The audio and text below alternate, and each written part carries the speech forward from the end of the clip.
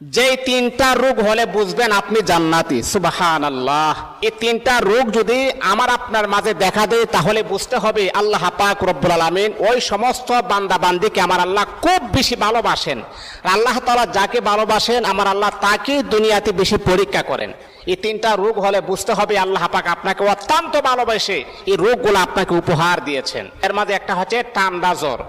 মনে রাখতে হবে মেডিকেল সায়েন্স তারা প্রমাণ করেছেন যদি কোনো আল্লাহ তাআলার বান্দা বান্দির ঠান্ডা জ্বর হয় তাহলে সে কোনোদিন পাগল হবে না, সে কোনোদিন মেন্টাল হবে না। আল্লাহ পাক তাকে শারীরিকভাবে আমার আল্লাহ তাকে সুস্থ রাখবেন।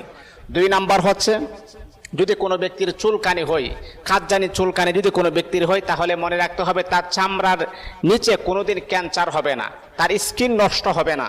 3 নাম্বার হচ্ছে আল্লাহ নবী বিশ্বনবী সাল্লাল্লাহু আলাইহি ওয়াসাল্লাম বলেছেন যদি কোনো ব্যক্তির চোখ উঠে তাহলে মনে রাখতে হবে তার চোখে কখনো সে অন্ধ হবে না।